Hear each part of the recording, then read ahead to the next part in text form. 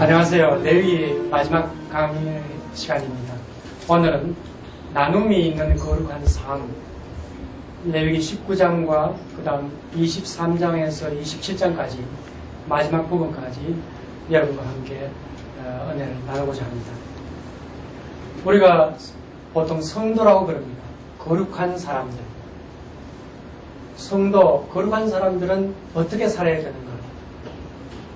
성도는 어떻게 거룩하게 살 수 있는가? 이러한 질문을 해보게 됩니다.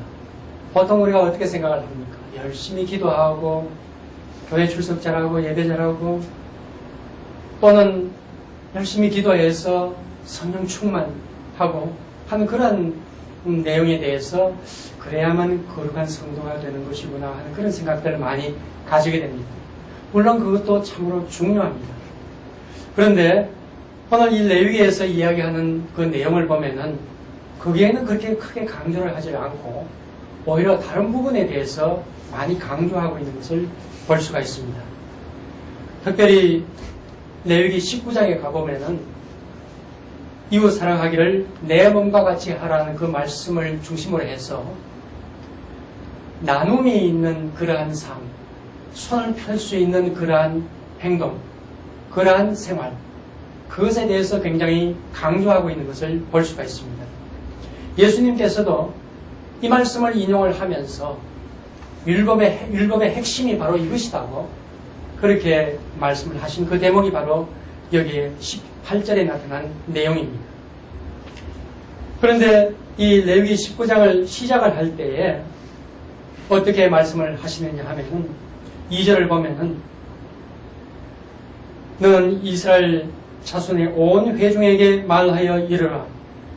너희는 거룩하라. 이는 나 여호와 너희 하나님이 거룩함이니라. 이렇게 말씀하셨습니다. 이것부터 시작을 합니다. 너희는 거룩하라. 거룩해야 된다. 그런데 내가 나 여호와 너희 하나님이 거룩하기 때문에 너희들도 거룩해야 된다. 하나님 닮아라는 그런 이야기 아닙니까? 그런데 이 내용 가운데에 너희 하나님이라는 내용이 참으로 중요합니다. 하나님과 우리와의 관계가 어떤 관계냐는 겁니다. 우리가 섬기고 우리가 예배드릴 분은 바로 여호와 하나님이시고 또 우리는 하나님의 백성이고 하나님의 자녀다 하는 이런 관계에 대해서 먼저 이야기를 하고 나서 내가 거룩하니 너희들도 거룩하라. 나를 닮아라. 이런 말씀을 하시는 겁니다. 이 말씀, 나는 너희 하나님 여호와로다 하는 이 말씀이 특별히 이 19장에 아주 빈번하게 나타납니다. 비슷한 내용까지 합하면 16번이나 나타납니다. 그만큼 이 내용을, 이 구절을 굉장히 중요하게 여긴다는 것을 우리가 알 수가 있습니다. 특별히 나는 너희 하나님 여호와로다 하는 이 내용은 이스라엘 백성이 노예되었던 이집트에서 이끌어내실 때에 하나님께서 자주 말씀하신 그러한 표현입니다. 하나님께서 자기 백성을 구원하실 때, 하나님께서 자기 백성을 인도하실 때에 바로 나와 너희들은 어떠한 관계에 있느냐 하는 것을 반복해서 말씀을 하시면서 그러니 너희들도 나와 닮아서 거룩해야 된다. 이렇게 강조를 하신 것입니다. 그러면서 거룩하게 사는 길에 대해서 차근차근하게 말씀을 하시는 대목이 19장 그 다음에 나타납니다. 3절에 보면은 너희 각 사람은 부모를 경외하고 이렇게 나타납니다. 여러 가지 굉장히 중요한 내용이 있을 터인데 하나님께서는 이것을 제일 먼저 가르쳐주고 계십니다. 부모를 경외하라. 그런데 히브리어 그 본문을 이렇게 살펴보면은 순서가 틀립니다. 부모가 아니고요. 모부입니다. 어머니와 아버지를 경외하라. 이렇게 되어 있습니다. 보통 아버지와 어머니 이런 순서로 대부분 되어 있습니다. 그런데 유독히 여기만은 어머니와 아버지를 경외하라 이렇게 되어 있습니다. 왜 그럴까요? 오늘날도 조금 그렇지만은 특별히 옛날 고대 이스라엘 사회에 있어서는 여자들의 지위가 상당히 낮았습니다. 그리고 노인이 되었을 때에 노인들 전체가 이제 홀대를 받기 쉬운 그런 경향이 있지만 특별히 어머니의 경우에는 더 취약했습니다. 그래서 어머니를 앞세우면서 어머니와 아버지를 경외하라 이렇게 하나님께서 가르치시는 거죠.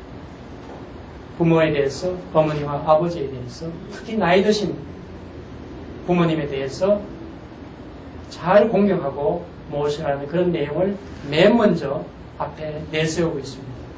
그리고 그 다음 표현 한번 보십시오. 경외하라는 말씀을 하고 있습니다. 보통 다른 내용을 보면은 부모를 공경하라 하는 것이 일반적인 표현입니다. 그런데 경외하라는 표현을 쓰고 있어요. 경외한다는 것은 보통 하나님을 경외하라 할 때 쓰는 그런 표현입니다. 그런데 여기에서는 어머니와 아버지를 경외하라고 이야기를 하고 있습니다. 얼마만큼 강조하고 있다는 것을 여기서 발견하고 있습니다. 거룩하게 살아가는 성도의 길이 무엇이냐? 가장 가까이에 있는 가족을 먼저 돌볼 수 있어야 된다는 것입니다. 특별히 연약한 가족을 돌볼 수 있어야 된다는 것입니다. 이것을 먼저 강조하시고 나서 그 다음에 하나님께서 안식일을 지키라 하고 3절에서 이야기를 하고 있습니다. 하나님께서 제정해 주신 그 안식일을 지키라는 것. 여기와 더불어서 23장에 나오는 내용을 보면 하나님께서 절기를 가르쳐 주셨습니다. 이스라엘의 절기를 보면은 보통 이제 봄절기와 그 다음에 가을절기를 이렇게 나누어 볼 수가 있는데 봄에는 곡식을 추수하는 계절입니다. 그래서 그때는 6월절과 무교절과 그리고 오순절 이러한 절기들이 있고요.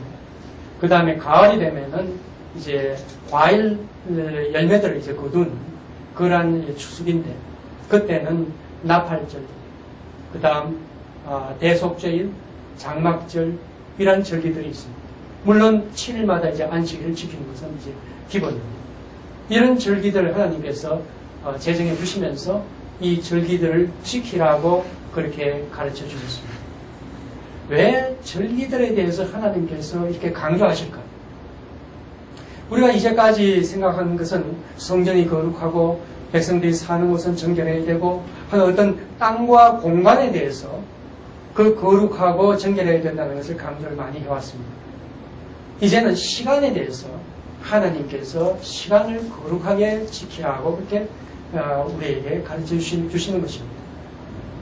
그리고 그 시간이 다 의미가 있다는 것을 절기를 통해서 가르쳐 주시는 것입니다. 그래서 봄에는 이러이러한 절기를 지키고 가을에는 이러이러한 절기를 지키면 매 7일마다 안식일을 지키면서 시간마다 의미 있고 보람 있게 지내라고 하나님께서 우리에게 가르쳐 주시는 것입니다. 그 다음 이 거룩하게 사는 길을 이렇게 가르쳐 주시면서 시간을 거룩하게 하라는 그러한 말씀 뒤에 그 다음 제사에 대해서 아주 강조하는 그런 내용이 나와 있습니다. 그런데 여러 가지 제사가 있는데 첫 번 강의 때부터 우리가 배워왔죠. 아주 여러 가지 제사가 있습니다. 그런데 유독히 화목제에 대해서 여기서 강조를 하고 있습니다. 왜 화목제에 대해서 강조를 합니까? 다른 제사는 다 하나님께 드리는 어떤 것으로서 끝나지만 화목제의 경우에 있어서는 둘러앉아서 함께 고기를 먹으면서 이렇게 나누는 그런 모습이 있는 제사가 있죠. 그것이 바로 화목제인 것입니다. 바로 나눔을 강조하기 위해서 제사 종류 가운데에서 화목제를 들면서 화목제를 참 잘 지켜라고 그렇게 잘 드려라고 그렇게 강조를 하고 있는데 특별히 그 중에 뭐냐 하면은 화목제를 드리는 날과 이튿날에 먹고 셋째 날까지 남았거든 불사르라 하면서 강조를 하고 있습니다. 이것은 무엇을 말합니까? 남겨두고 저장하고 그렇게 하지 말고 여러 사람을 불러 모아서 하루 이틀 만에 모두 먹게 하고 잔치를 벌이고 즐겁게 지내라. 하는 그러한 하나님의 가르침입니다. 나눔을 강조하는 그러한 모습이죠. 그러면서 다음에 나타나는 여러 가지 내용이 이제 나오는데요. 그 중에 처음 우리가 한번 강조를 해볼 것은요. 이 말씀 가운데 11절, 13절, 35절, 36절 이러한 내용이 있어가지고는 도적질 하지 말고 강탈하지 말고 그 다음에 정직하게 상거래를 해야 한다 하는 그런 내용들을 하고 있습니다. 물론 남의 것을 훔치거나 하는 것 나쁩니다. 그런 건 하지 말아야 됩니다. 그러면서도 또한 강조하고 있는 것은 상거래를 할 때에 경제를 운영해 나갈 때에 사람을 억울하게 만들지 마라 하는 그러한 내용을 또한 강조를 하고 있습니다. 남에게 더 주지는 못할 망정 남의 것을 빼앗거나 부당하게 빼앗고 하는 그런 일이 있어서는 안 된다 하는 내용을 강조를 하고 있습니다. 오늘날 우리가 살아가는 사회는 경쟁사회입니다. 그래서 심지어 남을 밟고 올라서야만 되는 그런 어떤 아주 잔인한 그러한 경쟁이 벌어질 수도 있습니다. 그러나 그러한 그 여러 가지 경쟁 가운데 있어서도 남의 것을 빼앗거나 남을 상처 입히거나 이런 부당한 방법으로 자기 이득을 취하는 그러한 행동은 해서는 안 된다 하는 것을 가르쳐주고 있는 것입니다. 그 다음에는 손을 펴서 다른 사람을 도와주고 나누어 주라는 내용이 또한 강조되어 있습니다. 특별히 추수할 때에 이렇게 하라고 이렇게 가르치는 내용들이 많습니다. 추수할 때에 모두 거두지 말고 그 밭 귀퉁이에 있는 것은 그냥 남겨두라. 그리고 추수할 때에 그 낫으로 벤 것을 이렇게 단으로 묶을 때도 하나도 남김없이 그렇게 단으로 묶지 말고 좀 이렇게 흩어주고 그렇게 단을 묶도록 하라. 그래서 배고프고 가난한 사람들이 와서 이삭이라도 주워가서 그것으로서 끼니를 해결할 수 있도록 그렇게 해주라. 그렇게 가르치고 있습니다. 아니 그냥 추수해서 뭐 한 단 이렇게 나눠주면 될 거 아닙니까? 그 곡식을 나중에 그 한 자루 이렇게 주면 안 됩니까? 그러나 그렇게 가르치지 않았습니다.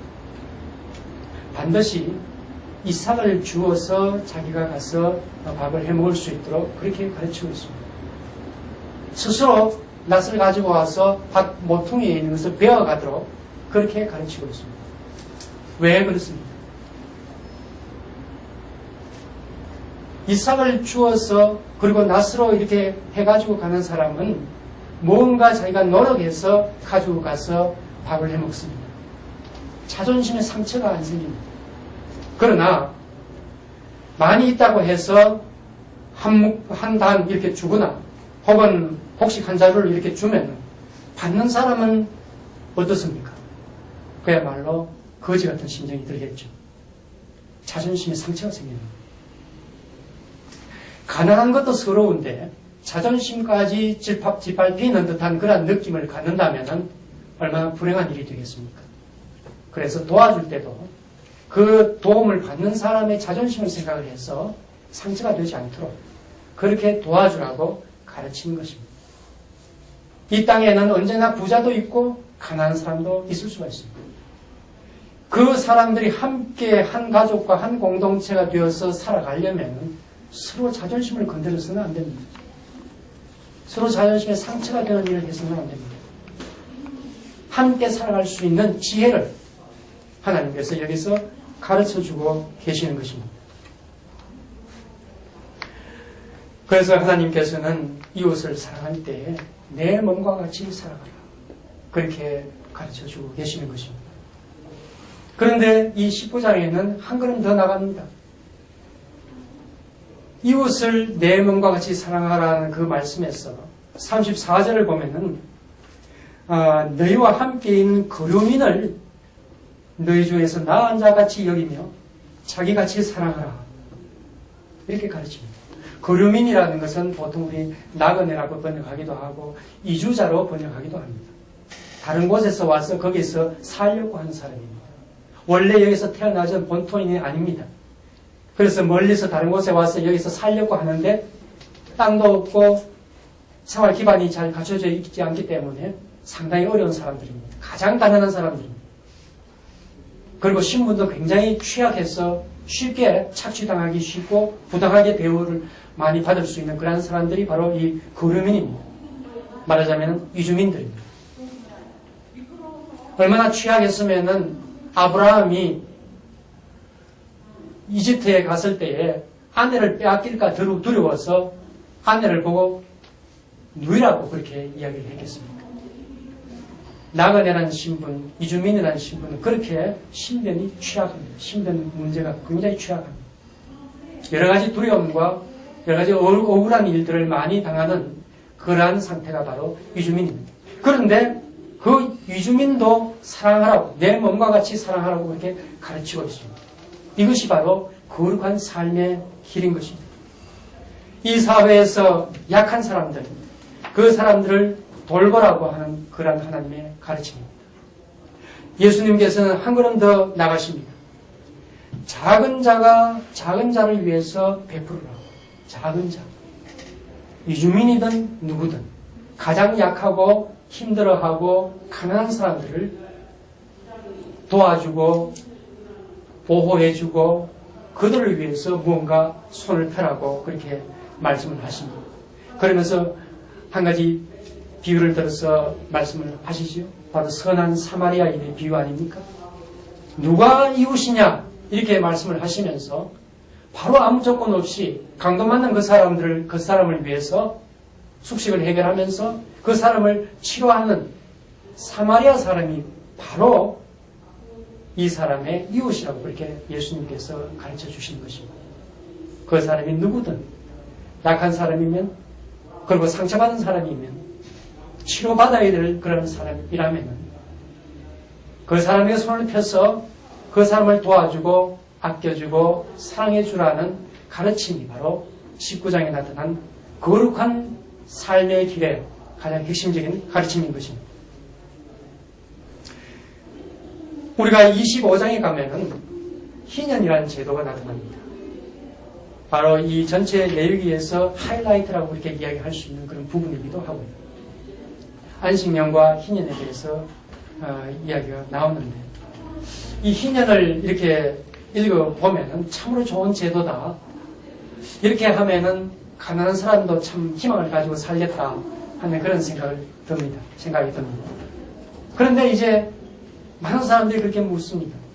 과연 이 희년이라는 제도가 현실에서 시행될 수 있을까? 이런 의문을 가집니다. 그러나 성경은 분명하게 이야기를 합니다. 시행할 수도 없는 불가능한 일을 가르치지 않습니다. 하나님께서. 분명히 시행할 수 있습니다. 그런데 어떻게 시행하느냐 하는 그 내용, 그것을 좀 자세히 좀 살펴보아야 됩니다.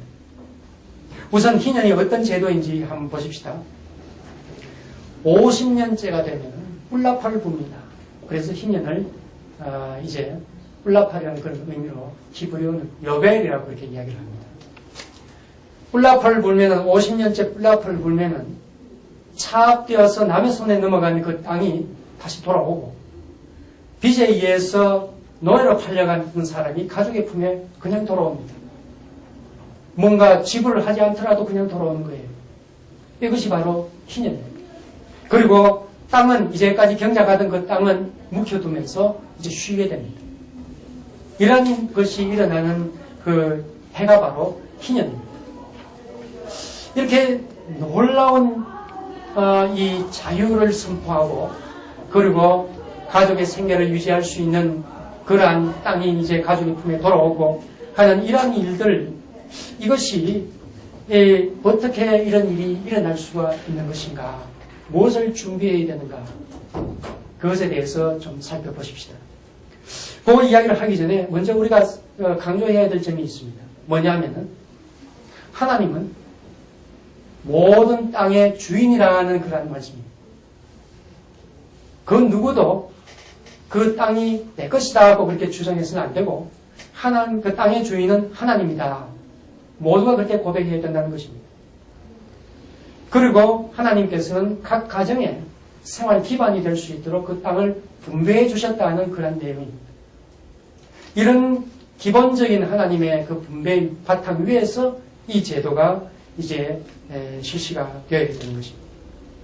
그런데 이 제도가 실시되면서 이렇게 표현하는 그 내용 중에요. 아주 독특한 표현이 있습니다. 무슨 표현이냐 하면은 보통 우리가 생각할 때 차압당했던 그 땅이 이제 돌아온다. 저도 조금 전에 그렇게 표현했죠. 돌아온다라고 이렇게 생각을 합니다. 그런데 그 히브리어를 자세히 읽어보면은 그렇게 되어 있지가 않고요. 땅은 가만히 있는데 사람이 그 땅에 이렇게 돌아가는 것으로 되어 있습니다. 그 다음에 땅에 그 가족이 이렇게 돌아오는 것으로 되어 있습니다. 땅은 그 자리에 그대로 있는 거예요. 사실 그렇잖아요. 누구의 소유라고 이렇게 매매가 되어가지고 이렇게 나가는 것이지 땅은 사실 움직이지 않습니다. 땅은 그대로 있는 거예요. 땅은 그대로 있고 그 땅에서 이탈되었던 가정이 그 땅으로 돌아오는 거예요. 그 땅에서 쫓겨났던 가족이, 노예되었던 가족이 다시 그 땅으로 돌아오는 거예요. 이렇게 표현되어 있습니다. 여기서 우리가 발견할 수 있는 아주 중요한 메시지가 있습니다. 그것은 무엇이냐 하면은 하나님의 명령과 하나님의 뜻을 아주 잘 순종하고 잘 지키는 존재가 무엇이냐? 그것은 땅을 포함해서 이 자연입니다. 자연은 하나님을 배반하지 않습니다. 하나님 말씀을 잘 지킵니다. 그러나 인간은 때로는 하나님을 배반하기도 하고 죄를 짓기도 하고 문제를 일으킵니다. 그래서 하나님께서는 땅을 중심으로 해서 이끌어 가십니다. 사람을 중심으로 해서 이끌어 가시는 줄 아는데요. 물론 하나님께서 사람을 참으로 사랑하시고 하나님은 사람을 굉장히 귀히 여기십니다. 그러나 땅을 하나님께서 굉장히 소중히 여기면서 그 땅과 더불어서 사람을 이끌어 나가는 그런 모습을 볼 수가 있습니다. 우리가 이 희년을 이야기를 하면서 정말 희년이 실시되었던가 성경에서도 찾아보면 참 드뭅니다. 비슷하게 실시되는 예를 하나 볼 수가 있습니다.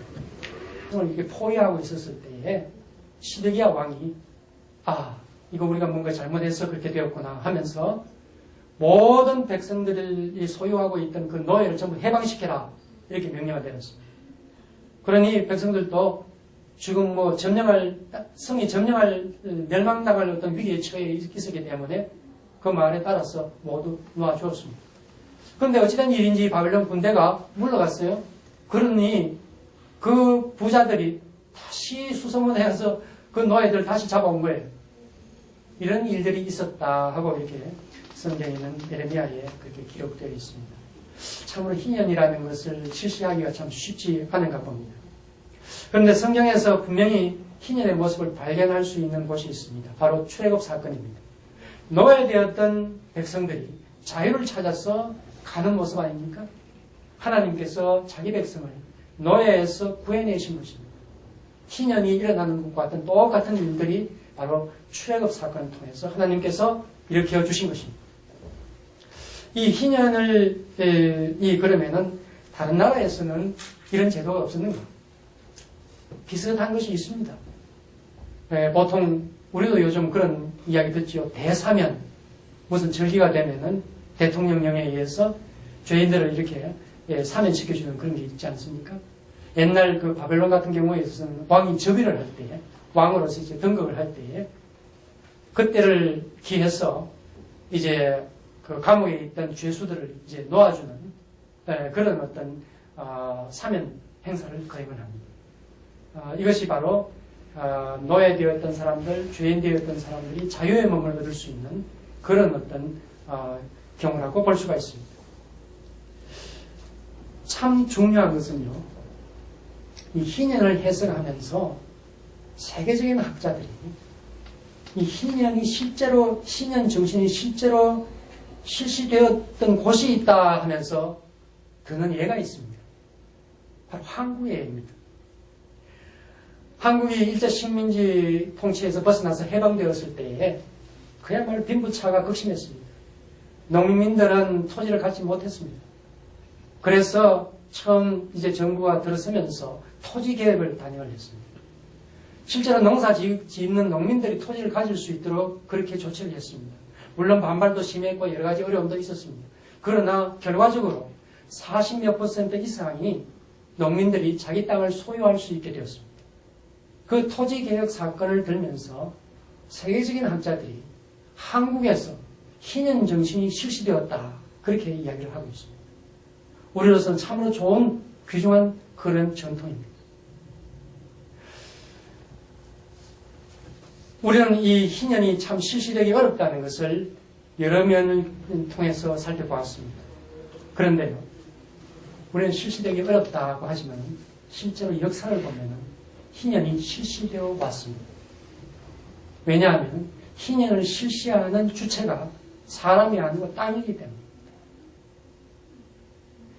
성경의 표현은 이렇습니다. 사람이 죄를 많이 짓고 그렇게 하면은 땅이 사람을 토해낸다 이런 표현을 씁니다. 땅이 사람을 추방한다는 것입니다. 더 이상 거기 살지 못하고 추방시킨다. 그래서 땅은 사람을 추방시키고 비로소 안식을 취한다. 이런 표현을 사용합니다. 땅은 하나님의 명령을 잘 지키면서 스스로 정화작용을 하면서 이렇게 움직여 나갑니다. 그러나 사람이 죄를 지으면은 사람은 그 땅에서 결과적으로 형벌을 받고 추방당하게 되는 것입니다. 그 대표적인 사건이 바로 이스라엘 백성이 죄를 많이 짓고 나라가 멸망하고 바벨론 포로로 잡혀가는 그러한 경우가 바로 대표적인 경우인 것입니다. 이처럼 땅을 중심으로 해서 하나님은 희년을 실시를 합니다. 때로는 혁명도 일어납니다.